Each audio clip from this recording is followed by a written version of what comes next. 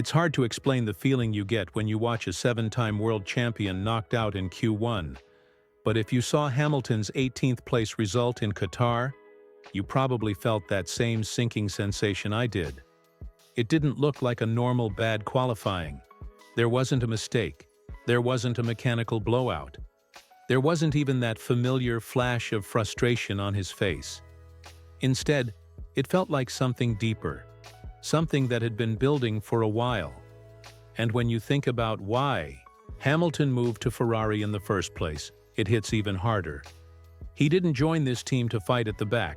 He joined for a title, for a real shot at that 8th championship that has slipped away more than once. Yet here he was, walking back to the garage after Q1 for the 3rd time in a row. If you follow qualifying trends, you know that one Q1 exit can be written off. But 3? That's not a coincidence. That's a warning sign. And when you looked at Hamilton after the session, you could tell he wasn't angry. He wasn't blowing up on the radio or waving his arms. He looked exhausted, almost resigned, like someone who knew the problem wasn't going away. The part that made everything stranger was the gap between him and Leclerc in the same car. 4/10 in Formula One isn't a gap, it's a canyon. It doesn't happen unless something is fundamentally off. Do you think a 3-race pattern like this can ever be dismissed as bad luck? Tell me your honest take in the comments, because I want to know how you saw it. And before we dig deeper into what went wrong, if you enjoy clear, direct breakdowns like this, make sure you subscribe and hit the notification bell. Your support genuinely matters here, and it helps us get closer to our goal of reaching 2,000 subscribers. Every new voice on this channel helps keep these stories going. What happened in Qatar wasn't random, and in the next part, I want to show you why Hamilton's instincts were screaming long before the data did, and why the team didn't listen. That's where things start to get complicated. When Hamilton walked into that garage after qualifying, he wasn't carrying the frustration of a driver who missed the perfect lap. He was carrying the weight of someone who knew he had been warning the team for weeks. He kept telling Ferrari the same thing over and over. Something in this car feels wrong. Not uncomfortable, not unfamiliar, but wrong. And when a driver with his experience says that, you listen. Or at least, you should. But Ferrari didn't. At least, not at first. They leaned on the telemetry, the simulations, the numbers that looked perfectly clean on their screens. According to the data, the SF25 was behaving as expected. So they assumed it had to be set up. Or tire prep. Or maybe Hamilton just needed more time to adapt. You've probably heard excuses like that many times in F1, and they usually mean one thing. The team trusts the numbers more than the driver. The problem is this. Numbers show you what the sensors detect. They don't show you the tiny moments when a car becomes unpredictable in ways that only a driver can feel. Hamilton described strange movements, a sudden lightness in the front, a lack of stability when he pushed. But because the computers didn't flash a warning, Ferrari brushed his concerns aside. Not aggressively, but in that quiet, dismissive way that tells a driver, everything is fine, just drive around it. And that's the moment things started to break down. You could see the shift in Hamilton's body language. He wasn't throwing blame. He wasn't raising his voice. He simply looked like someone who realized he was fighting 2 battles at once, one on the track and one inside his own team. If you've ever been in a position where you were right and no one believed you, you probably understand that expression perfectly. Let me ask you something. If you were running a team, would you trust the data or the instincts of a 7-time world champion? Leave your answer below. I'm curious to know how you see that balance. Before we move on, take a second to subscribe if you haven't yet. It helps the channel grow, and we're pushing hard to reach that goal of 2,000 subscribers. Your support genuinely makes a difference. Now that Ferrari finally took Hamilton seriously, everything changed. And what they discovered next was something no one expected. In the next part, you'll hear how a tiny aerodynamic anomaly turned into a massive crisis. Once Ferrari finally stopped relying solely on the numbers and started listening to Hamilton, the entire investigation flipped. The team brought in high-speed cameras, added experimental sensors, and began examining the SF-25 in a way they hadn't done all season. And that's when they found it, the ghost in the machine. A micro-oscillation in the front axle downforce so small, so fast, and so precise that normal telemetry simply couldn't catch it. It was the kind of flaw that hides in the shadows of the data, but a driver can feel instantly. If you've ever tried to thread a needle while someone lightly taps your elbow, that's exactly what Hamilton was dealing with. The car wasn't losing downforce overall. It was losing grip in tiny, critical bursts, right at the exact moments when he pushed hardest into high-speed corners. For a normal driver, that might feel like instability. For Hamilton, it registered immediately as a structural problem with the aero platform. That sensitivity, the thing that sets great drivers apart, is what forced Ferrari to dig deeper. With the special sensors installed, the truth became impossible to ignore. The front of the car was experiencing momentary losses in aerodynamic load, almost like a heartbeat skipping for a fraction of a second. And when the engineers traced that anomaly back to its source, the real culprit appeared: the floor of the SF-25. Under extreme lateral load, it was flexing by just a few millimeters. To the naked eye, it was invisible. To the car's standard telemetry, it was practically non-existent. But those tiny movements were enough to break the aerodynamic seal and send unpredictable signals into the front end. That explained everything Hamilton had been saying. The sudden lightness, the unpredictable snaps, the way the car would bite and then let go without warning. He had been describing the issue perfectly from day one.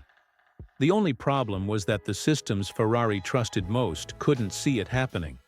Once the high-speed footage revealed the floor flexing at the exact moments Hamilton complained about, the mood in the garage changed. Suddenly, it wasn't just a setup problem. It wasn't an adaptation problem. It wasn't Hamilton being sensitive. It was a fundamental design flaw that only he had detected.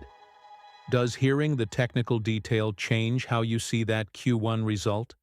Say yes or no below. I want to know what your first reaction is now that the full picture is clearer. And if you want more technical breakdowns like this, hit subscribe and press that notification bell. We're pushing to reach 2,000 subscribers, and your support helps us keep making deeper, clearer explanations like this. The discovery of this tiny aerodynamic ghost forced Ferrari to pause everything and launch an internal audit. But what that audit uncovered wasn't just a mistake. It was something far worse. That's where we're headed next.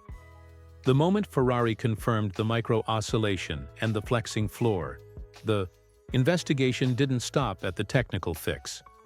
It triggered something much bigger, an internal audit that dug into every stage of the SF-25's development. And what that audit uncovered shook the foundation of the team far more than the aerodynamic flaw ever could.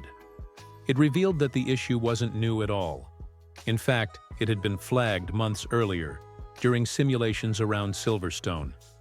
The engineers had spotted an anomaly in the interaction between the rear suspension and the floor structure, something that pointed directly to the instability Hamilton later felt. It wasn't a minor footnote. It was serious enough to raise red flags. But instead of redesigning the section, some members of the department made a choice.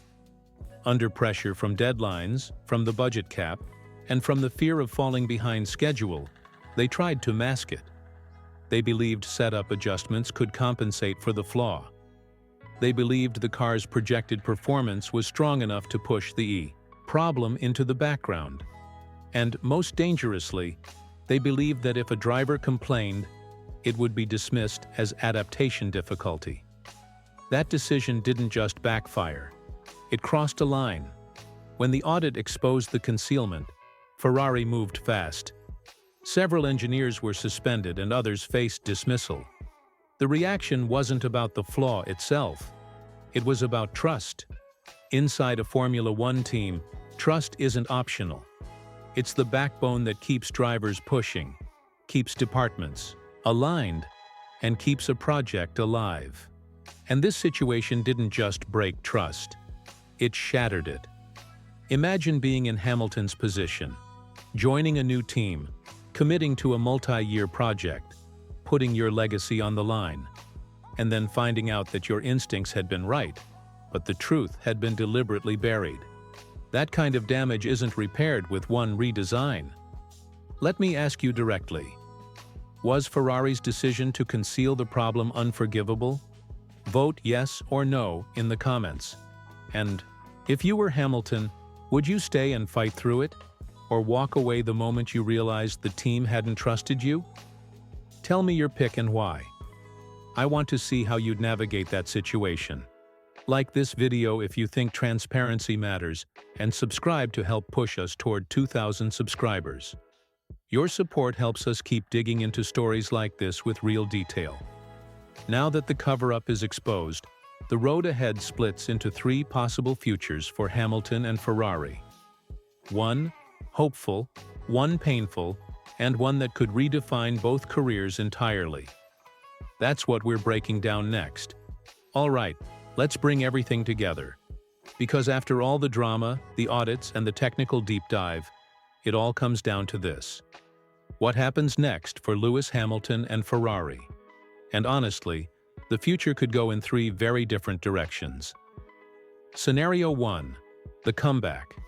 This is the optimistic path, the one Ferrari fans are praying for. The new floor arrives. The suspension layout is corrected.